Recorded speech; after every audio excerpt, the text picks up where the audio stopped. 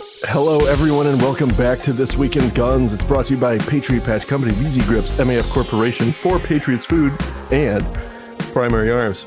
This show offers commentary on the latest firearms industry news, information, and buzz.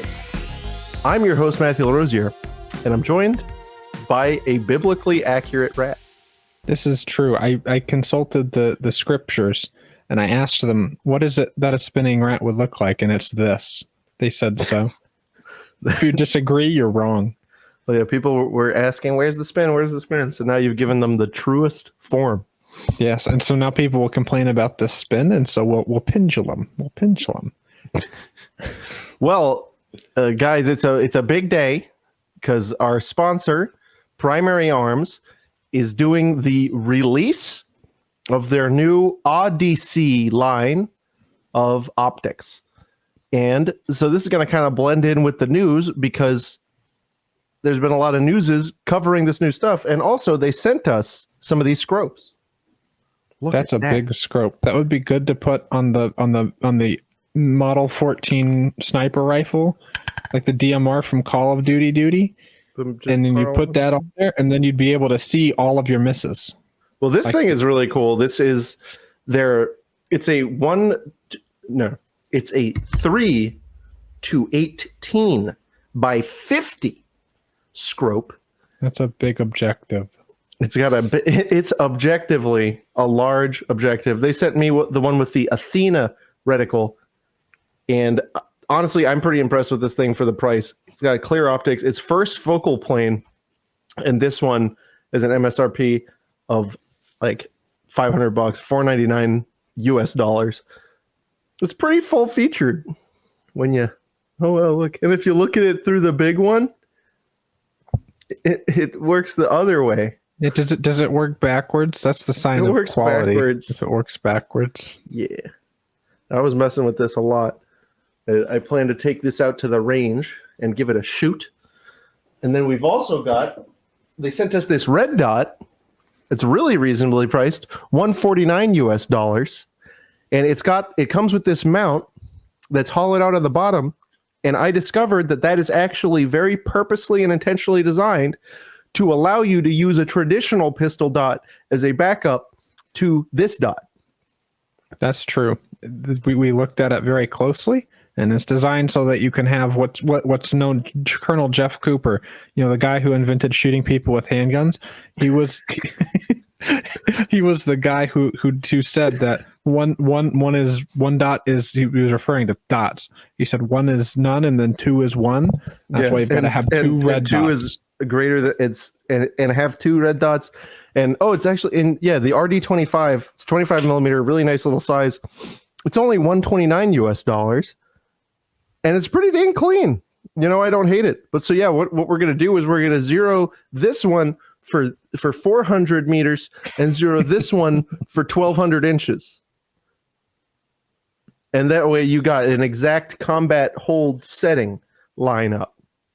Right? For close range, you can use the long range zeroed one that's a lower bore axis or height over bore axis, and then the other one's the height how high the bore is compared to the axis powers. You can check. Well, so no, with this one you can actually set it to the zero of negligently discharging in your duty holster.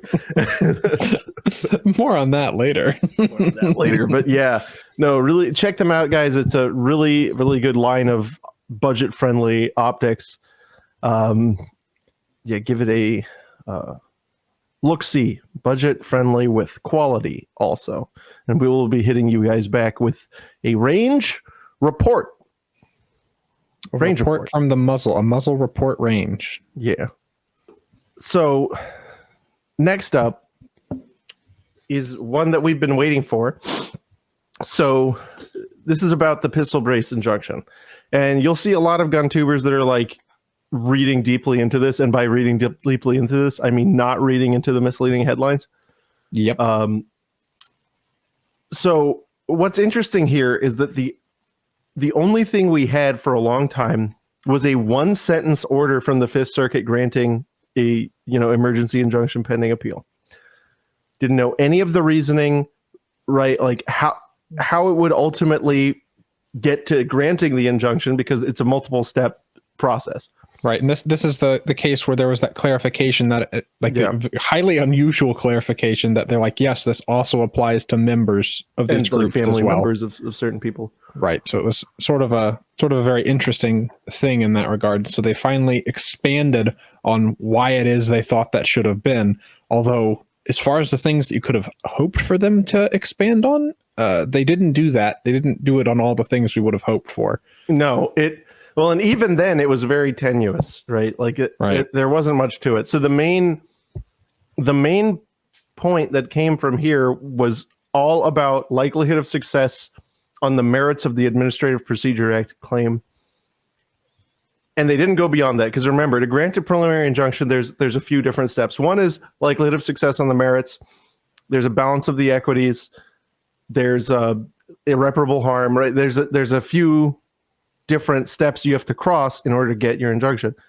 What happened here was the district court straight up was like, oh, there's no likelihood of success on the merits. So they had said that there was no likelihood of success on the merits and that they didn't want to get into the Second Amendment claims at this time, which is really weird because that's probably the strongest. It's like this, because the APA one's kind of flimsy. Especially is it though? I mean, so I don't think the APA one is flimsy. Not flimsy, but like a district court giving a preliminary injunction over it. That's like almost unheard of level of. It's harder. Extreme. It's a harder analysis. But so basically, all the Fifth Circuit did was say, you need to go back and finish doing this test because you got it wrong. You got chapter 1 wrong. Right. So you need to go all the way to the end. And I mean, likelihood of success on the merits is a big part of it. It's really, it's sort of the key component, right? Right. And then there was a concurrence which said, "Hey, why didn't you talk about the Second Amendment?"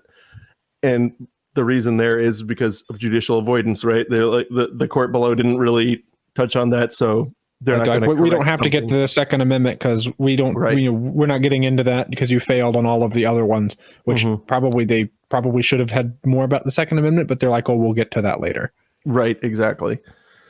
So yeah, basically, right now it's going back to the district court to do it again, but better this time. And so we'll see what happens. So still, we don't have any opinions, right? Actually backing orders for why, insofar as injunctions go.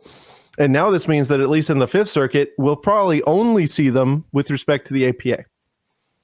Yeah, at least at this stage, it's probably going to be, because if at a circuit level they've said, yeah, on APA grounds this rule is suspect, which it is, right? The sort of bait and switch that they did is a very obvious sign of that. It's just sort of weird to see courts call out the federal government on that because usually they just get away with it because they're the federal government and they're the ones who do this sort of thing.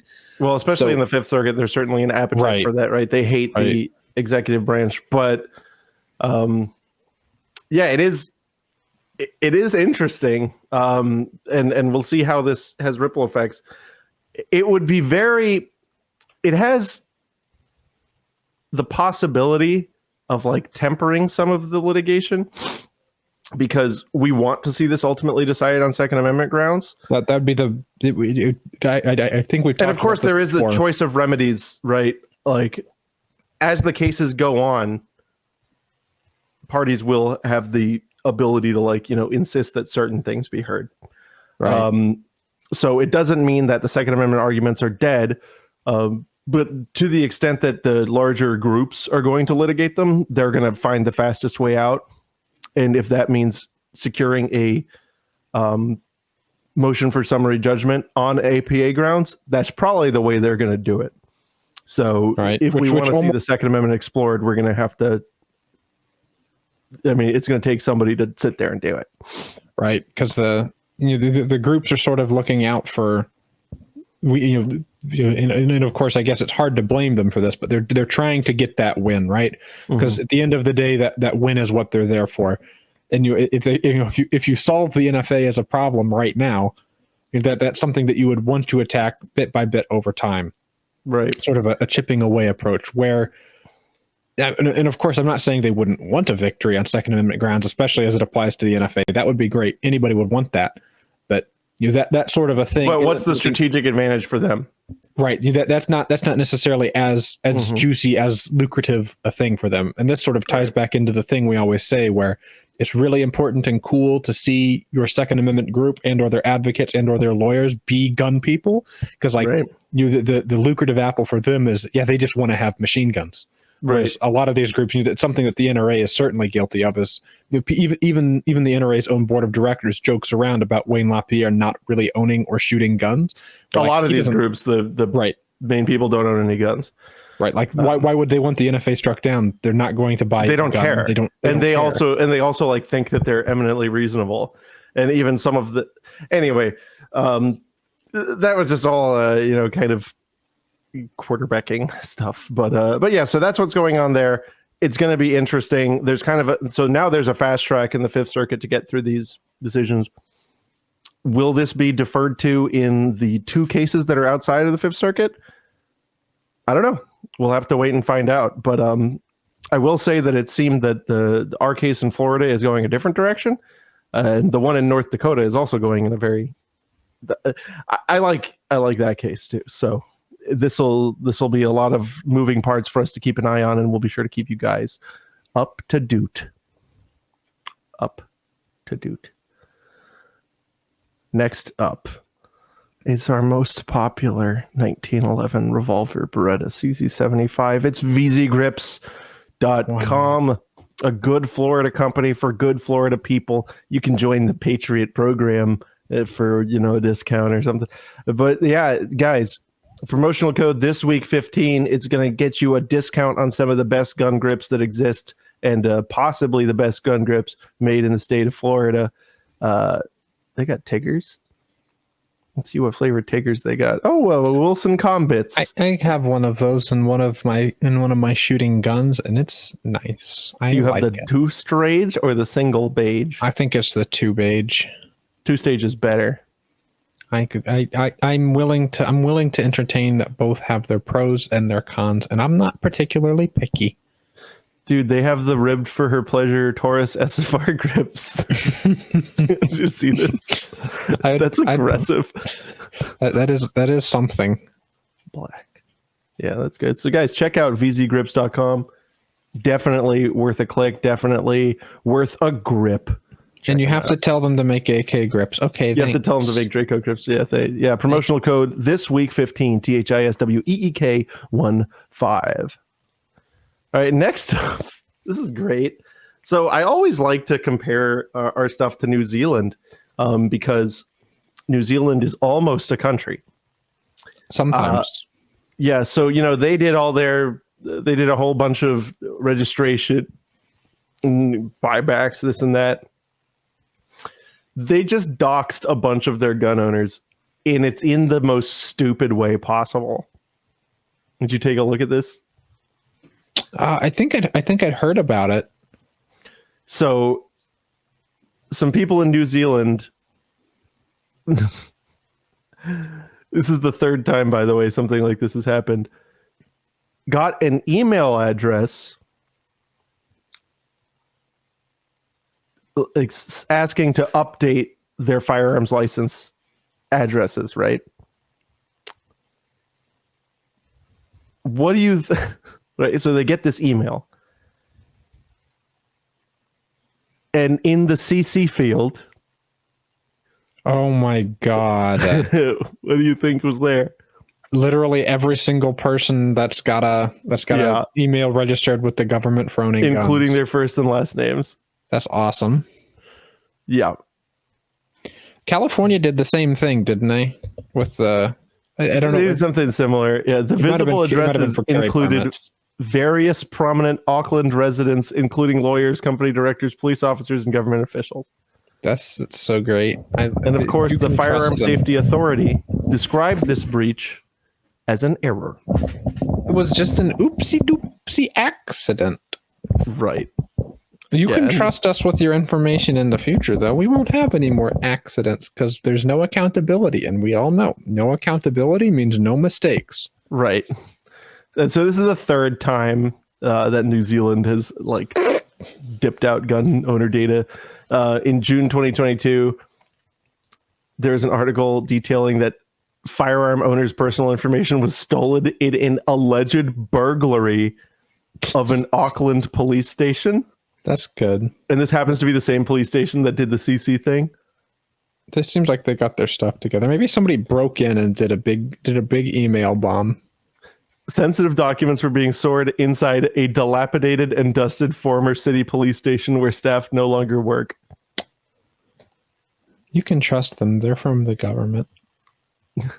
And then after that, New Zealand's deputy police commissioner, Mike Clement, said that the gun buyback scheme's website had caused personal information to be revealed more widely than it should have been. And he blamed the software provider. Oh, you darn software providers. It's your fault. Yeah. So that's fantastic. This next story is an interesting one. It involves an Amish man's conviction for selling firearms without a license. This sort of thing just makes me sad. I hate these sorts of stories where there's because of course I'm not saying that I want to see anybody done up for nonviolent crimes in general, but like there are people who do big bad things with guns that the ATF chooses not to investigate, or it can be any level of authorities, right? They choose not to sort of go after certain people because they think that it would maybe be a little bit too difficult of a prosecution. Right. And yet you find these people who have done actually literally nothing wrong. Like if you explained the thing that they did to a normal person, like, oh, somebody had a barrel that was 1 inch too short, or, oh, they sold 4 guns and the government thought 4 guns was too many and they needed to get a license. Like regular people look at that and go, owning guns is legal though, right? Like normal people are just so confused about like why is that illegal, and they go to jail for how long? It makes me sad because these sorts of things shouldn't be crimes at all. Yeah, it is something. So what this was an Amish man who was selling guns in his community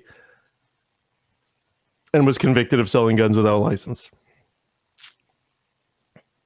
So they made a Second Amendment argument to set aside, right? And the judge straight said, we don't have to do a Bruin analysis because selling guns commercially is not covered by the Second Amendment. Which is like, it's a legal quagmire, and that would be a really, really good question. Because my problem with it is I can see the argument why they would think it wouldn't be. Like, I feel like it's at least defensible for anti-gun judges to make that argument, whereas a lot of times they're like dangerous and unusual and they like have a meltdown. And so this would be a really, really good question to have. The only way they can make that argument, though, is to be to have zero ideological consistency in how they view other amendments. Oh, absolutely. Which it's completely inconsistent, but I can understand their argument because it's at least somewhat well formulated. Makes you go, okay. Is it though? I mean, it falls apart with the tiniest bit of scratching, right? So keep and bear. So to keep and bear, I don't think you can have a right to keep and bear if the government can foreclose any way to acquire or substantially narrow any way to acquire. But they're and it's probably in the opinion they're going to say that, well, they could acquire it other ways. We haven't stopped all the ways. They did say that. So he was like, oh, well, we're not going to entertain religious exemptions because he didn't request a religious exemption. And it's like, they don't do that. Like, yeah, King is alleged to have violated the Gun Control Act by engaging in the commercial sale of firearms without a license. That conduct is not protected by the plain text of the Second Amendment. I hope he appeals more and runs it up the chain. So he won't be able to appeal until he's sentenced. Right. And they can run that out pretty far. Which is very annoying that they can do that. Yeah, he is represented by Josh Prince, and Prince expects to file an appeal. And Prince is not a bad lawyer, so let's hope that he does the big one. They should run it up because at the very least, I'd just be interested in seeing more judges weigh in on this question because it seems relatively underexplored, like relatively unanswered from a standpoint of a lot of other does the Second Amendment cover this? Questions have been answered these days. And the one about like, do you have a right to buy a gun? Which, you know, it seems obvious, right? And of course, you know, our opinions on what the correct answer is there doesn't even need stated. Right. But it is something that is interesting where like there hasn't been a lot of courts sort of touching on this. And it'd be really funny if we see higher courts opine on the question of assault weapon sales bans before we get to the can we just buy guns in general question. Yeah, no, it's hard, right? Because you want to bring the right case. Right. And I think this might not be the right case. I have to know more about the underlying situation. Right. Right. I mean, because if this is a guy that has literally just been selling to other Amish people. Right? But if you sold 4 guns to gangbangers that were like, yeah, we're going to go kill people with these, and that's probably not the one to appeal up. Like, right. If it was literally just like the Amish guys are like, yeah, we have our little buggy and a horse and buggy, and we can't get into town to go buy guns the normal way. Yeah. So this guy, you know, he's friends with the, you know, what do they call it? I know they've always got one person who's allowed to like drive around or whatever. And yeah, he gets us the best single shot Turkish over unders, you know, single shot Turk shotguns we can get. I wonder if Turkish single shots are prevalent in Amish communities. They might be. I feel like they'd have to be because that's like prime Amish. They have the level of antiquity, right? Yeah. Well, and it's like intensely utilitarian, right? Because it's hard to find hyper utilitarian shotguns anymore.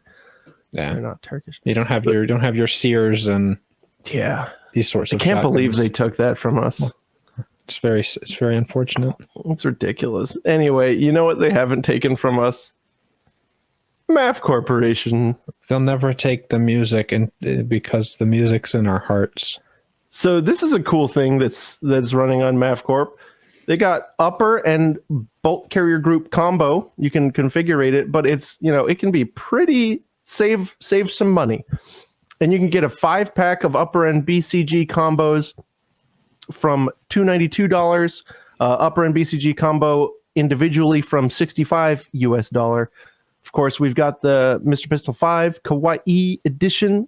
There is, I believe, one left. So don't sit on your little paws. It could be yours, and then you could do a thing with that. Yep. And then this is a big thing that's coming up. Plastikov V4 components. Keep your eyes out for that. Go to maf-arms.code. Go to maf-arms.com and utilize promotional code Foxtrot Romeo November FRN. Check them out. So this next story, I think we might have touched on it before, but I'm seeing people like churn it up. And I think people are misunderstanding what this article really was. So the headline we're seeing here is law professors use qualified immunity as a post-Bruin shield to unconstitutionally confiscate firearms. And they have a snippet from the article. But I don't think that's what they're actually calling for here. I read through the article and of course then I found the authors on Twitter and then sort of saw them doing their little discourse about it. It did sort of seem like they were I don't know they were earnestly suggesting, but I think they were more or less saying that like if things continue to go in the gun rights proponents' favor, this is something that cities can do to sort of hang on to gun control laws that they feel are necessary still. So they weren't like proposing this is a good policy solution, but they were like saying as a desperation move, this is what the cities could do if they really wanted to take people's guns. Well, but look what they say here, because it seems what they actually want is to eliminate QI, qualified immunity, which is a thing that all of us ought to be in favor of. And I think they're pointing out, and maybe this is just me like looking for myself in them, but let me read this snippet. And so, they're saying how basically qualified immunity, which is a judge-created doctrine that stands for the proposition that if a police officer or other officer of the state violates your rights, violates your rights and harms you, and then you sue them, they cannot be held liable unless it is clearly established that they can't, that, you know, what they were doing is a violation of your right. And how clearly established has been interpreted is basically saying somebody else in the past behaved in the exact same insane way and was found liable. So what they say here is proponents of gun rights who skew conservative may see this as lawlessness. In the past, it has been liberals and civil libertarians who have seen qualified immunity that way, as lawlessness. Here, as elsewhere in the law, what's good sauce for the goose is good for the gander. Gun rights advocates may therefore either accept qualified immunity's implications for their preferred rights or join with their usual adversaries in opposing it everywhere. That's a salient as shit point. It's true.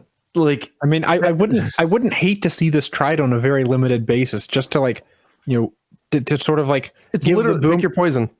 Right, to give the boomers that are like but there's still some good cops out there and they wouldn't do this, to really give them like the swift kick in the head that they deserve. Yeah. Or it's like, okay, yeah, cool. So your only recourse right now is going to be to sue Uncle Randy, who said he wasn't going to do any of that gun control, and he went and did the gun control. Good luck. Guess what? And guess what? You'd have a really hard, like, if they used qualified immunity to, you know, to dodge a Second Amendment issue, they'd probably have no trouble doing it. You know, one of the only times I've seen qualified immunity fail, like when invoked by an officer, was that case.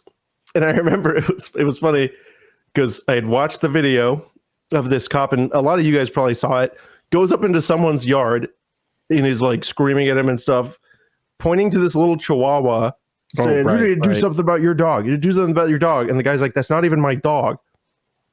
And then the officer just casually shoots the chihuahua in the face. Right? And so he was denied a qualified immunity defense. And I go into, because I was working at Cato at the time, I go into Clark Neely's office because he was, you know, that's his big project is you know, exposing an any qualified immunity. And I was like, Clark, I finally found a situation, where you don't need an identical precedent for qualified immunity. And he just looks up and he goes, oh, you mean casually shooting a chihuahua in the face? Only like, a chihuahua, though. Yeah. No, any bigger dog, I don't know. It's like, that's how bad QI is because, like, it shields everything up to that point, which is just bizarre. Yeah, no, and there's been like, and that was one of the only cases I'd seen where it went reasonably. There's been all these cases like where, you know, children and things are hideously deformed because of no-knock raids on the wrong house. And you know, like throwing a flashbang into a crib at the wrong house. Qualified immunity for all the officers, right? It's like, oh, well, yeah, no, there was a no-knock raid before where we said that they would have been liable if it had been found before, but that time it was a concussive grenade. It was different. This is a different grenade. Like, that's the type of crap you have to deal with QI. And so, well, the extra funny one is, you know, QI is sort of that shield that keeps you from being able to sue politicians from passing laws that you feel violate your rights. Right. Of course, there is other questions there. At least it's an outgrowth of sovereign immunity. Senate, right? But at the very least, it's because I've heard this at least one time personally, and multiple times I've run into it on the internet where there's people who are like, you know, cop lovers or whatever, and they're like, we really need QI real, we need it because otherwise the cops can't do their jobs. And then they're like, well, we should be able to do something about these no good politicians trying to ban our guns. And I'm like, well, you can have one or the other. Yeah.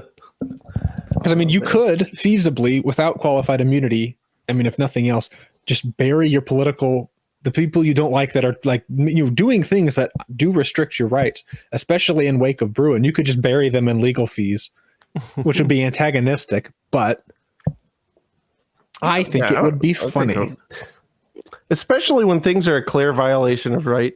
Because then the only thing that they could do is just argue for a constitutional especially when like some politicians who do who do go as far as to like you go after guns that are like carry guns and stuff. There have been politicians that have said, I don't care what the right is, the right's bad, blah blah blah, people shouldn't be able to do this, where it's like they're admitting that they know this is violative of rights, and of course there's no repercussions for them putting their pen on paper, or they're raising their hand for a vote and saying, yes, I want to violate people's rights in this manner.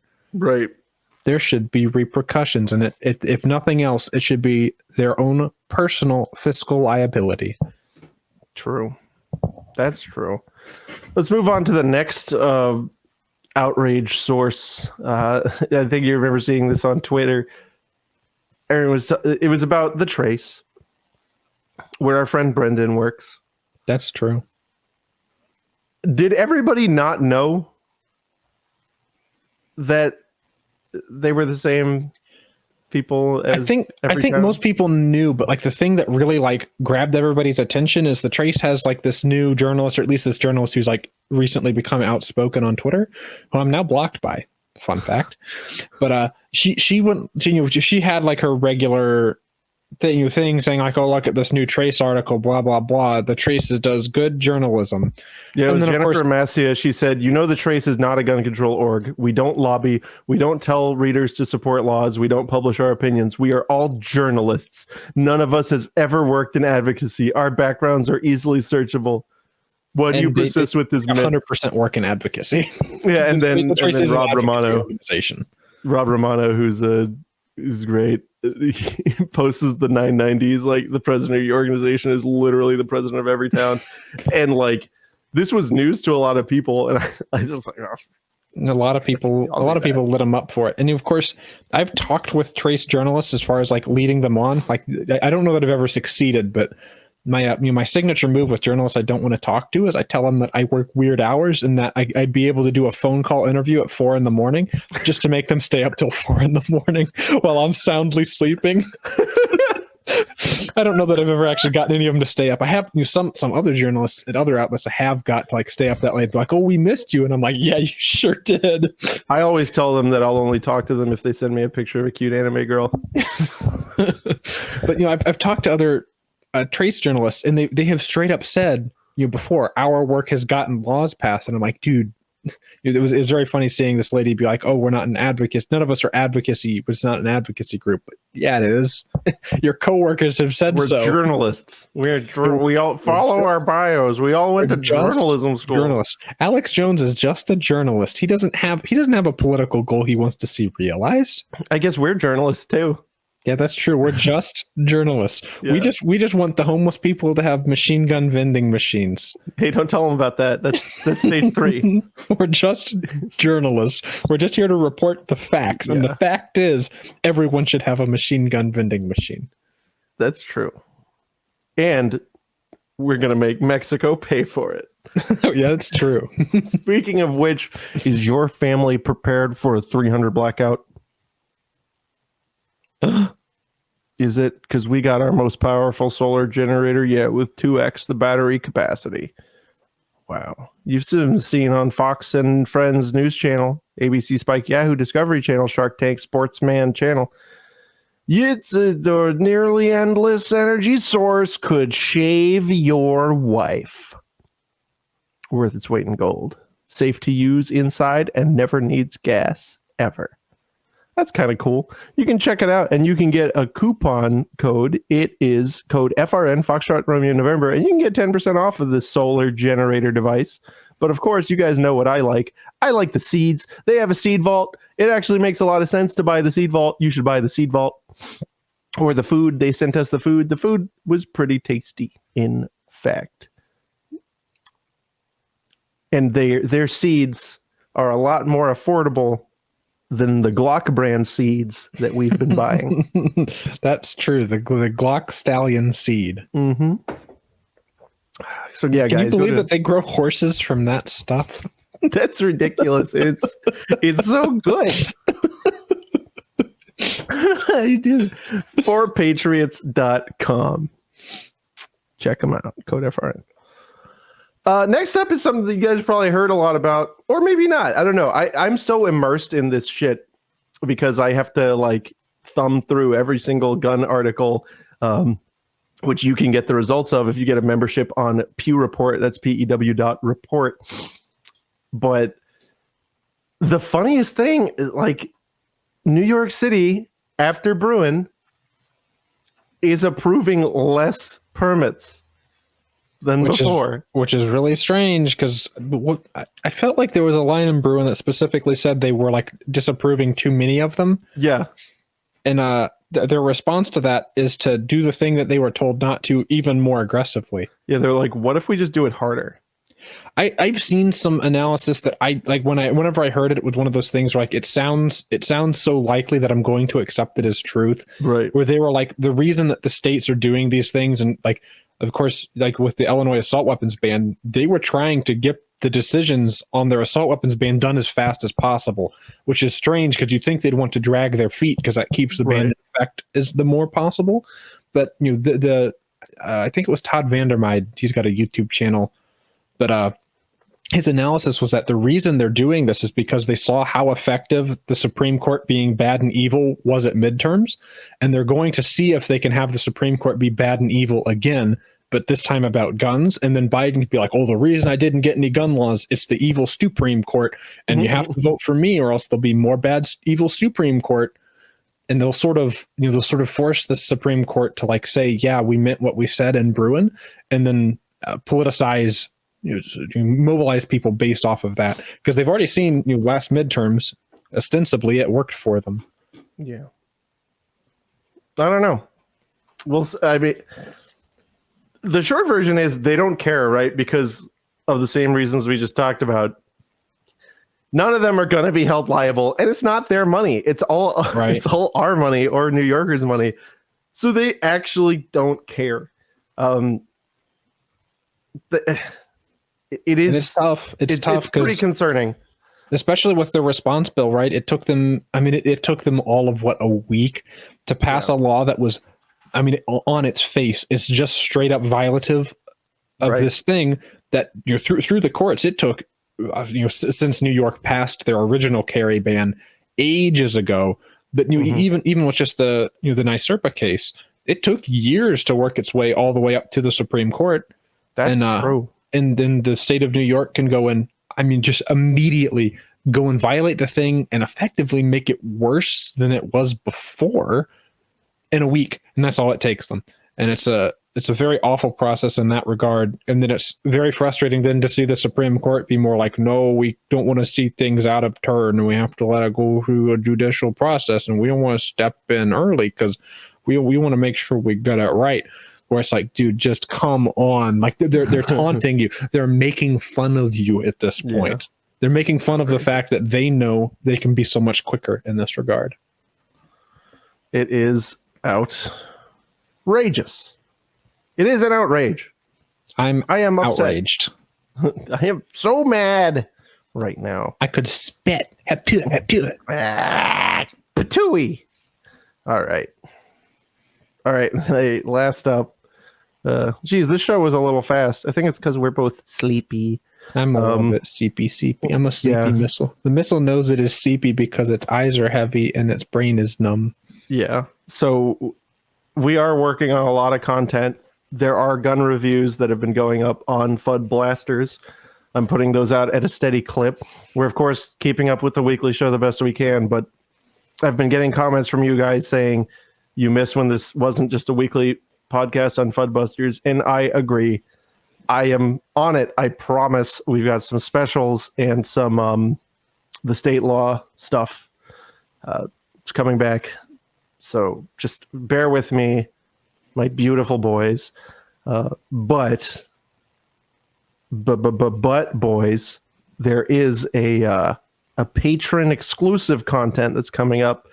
It's going to be very good. So keep a look on that. Last story is about our favorite, the pig power. The pig power. The good one that there's a thing that it can do that it's impossible that it's impossible that it can do it, and then it continues to do it even though it's impossible. Because that's what impossible means. Sig Sauer is redefining impossible. Yeah, that should be the marketing. They should. their marketing push, like the spear of their marketing push, should be redefining impossible. It's impossible that our guns shoot themselves. Yeah. So Pig Power issued a statement regarding a video of a Montville, Connecticut police officer's P320 discharge, and they said it didn't happen. Yeah, they said it didn't happen, and that the gun wasn't holstered, and you can tell it wasn't holstered because you could see a little strap, but then it turned out that strap was a tourniquet mounted on the outside of the holster, and that it was like the gun was completely holstered, which is kind of awkward and embarrassing, because Sig tries to get out ahead of it, where it's like, nope, it's impossible, our guns don't do this. And if it did do it, it must have been whenever they used to do it, but we voluntarily let you fix some of the guns, but then we didn't bring them all back in to fix them, because what didn't actually happen with those guns. It was impossible. Basically, it was impossible. Listen, the P320 model firearm is used effectively and safely every day by both civilians and armed professionals. Hey, guess what, Pig Power? Cops are civilians, you stupid idiot. Despite years of litigation and extensive discovery, no one has ever been able to replicate a condition under which the P320 could discharge without a trigger pull. And yet, and experts who have attempted to assert such a claim have been repeatedly thrown out of court as unqualified and or unreliable. So it's like, our high-powered lawyers have successfully defended these claims for years, which... Oh God. And the reason these claims keep coming up against, the 320 does have a sizable amount of the sort of market share, as it were, at this point. And if you compare it to Glock, there are some lawsuits against Glocks that say, like, oh, my gun went off on its own. Yeah. But like if you ever read into those lawsuits, it's always something where it's like, a lady had a loaded Glock she put in her purse, where she then put her holster and then 20 pounds of makeup and then like a bunch of other things that would be really good at pulling a trigger if you jiggled your purse around. And that was one of the P320 cases, right? Where you put it in his like workout bag along with like, rocks and Sharpie markers. and so there certainly are some of those cases as well with the 320, but then there's some of these cases like this one with the 320 where it's like, dude, I don't know how I would explain that mechanically happening other than there was something wrong and twisted in there. And like if you've ever taken a 320 apart and put it back together, like it's entirely possible to make it so like the trigger reset is very inconsistent based on how the parts were in the gun whenever you put them together. Because speaking of those video reviews, keep an eye out for that one.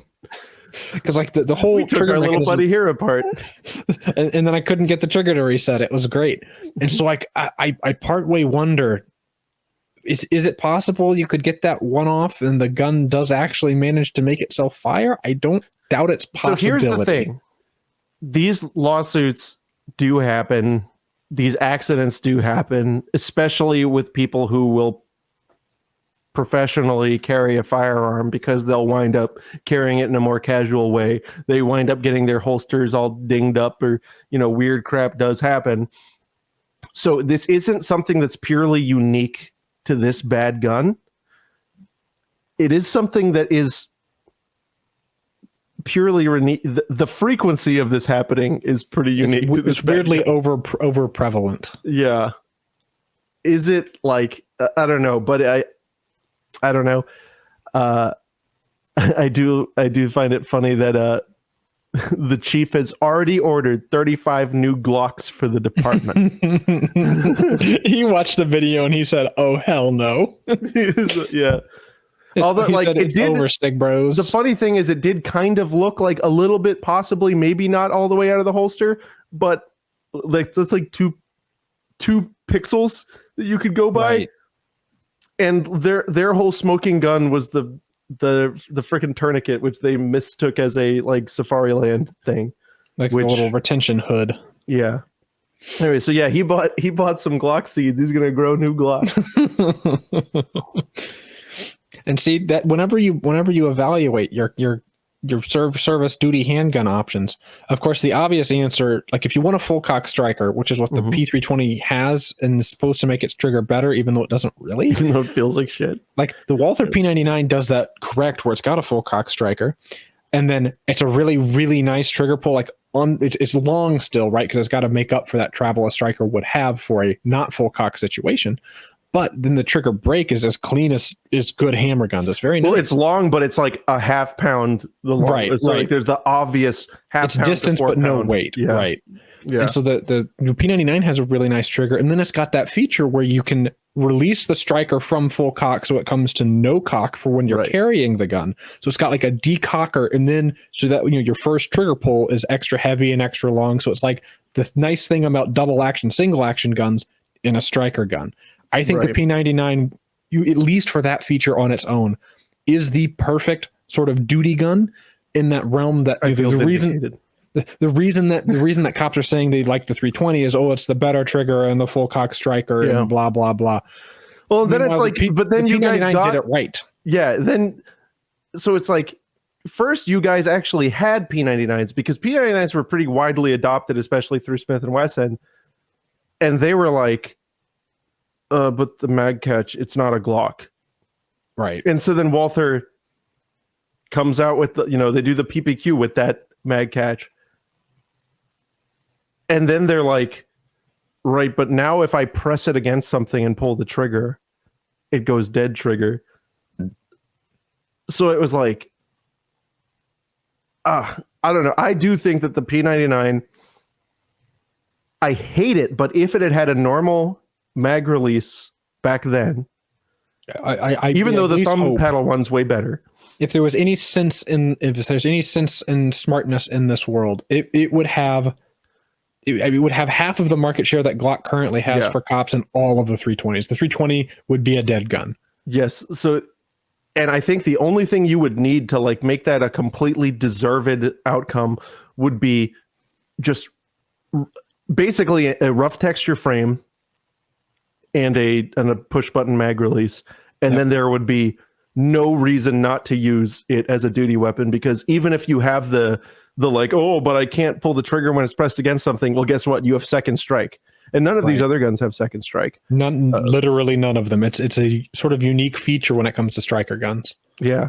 So again, P99 is best gun. Pig Power 320, bad. Glock, not a fan of their guns, but I'm a fan of their other products. Their other products, yes, indeed. But yeah, so last up, boys. Patriot Patch Company. I got a new patch from them. Let's open it up together. Well, we've got the art. This is the hand-drawn art that they did into the patch. They did it. Ow.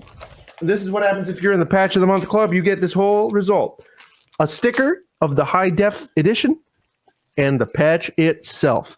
It says, the right to keep and bear arms shall not be infringed, boys. Whoa, that's a good one. Patch of the Month Club. They should write that down somewhere. Oh my God, look, this is the next one that I haven't gotten yet. Night mowing. Bro, unironic. Okay, I'm going to be so happy when I get that. Because unironically, this is the thing that we've done in my Discord, which you can join if you give us some money, and we'll bully you. But I would go late at night with night vision and find my tractor and then mow with it. And it is like a whole experience. I didn't know that was a thing anyone else did, but man, am I excited to be getting that night mow patch. It's the August exclusive. So yeah, go to patriotpatch.co. My neighbors must all have night vision because they like to mow when it's dark too. God. And use code FRN to get 10% off. I'm joking. My neighbors don't mow their lawn. Yeah. Not that they don't have somebody else do it either. They just let it be different. It's really huge. That's really big of them. Maybe they just maybe they just set it to the highest setting. And that's true. The highest setting whereby you don't start the lawnmower. You don't engage the PTO. That's the highest ethereal setting. PTO off, and we're ready to mow. Lawn mowing as a concept. Indeed. But all right, boys, that's it for the moment. As always, we will see you next time. Goodbye. Bye.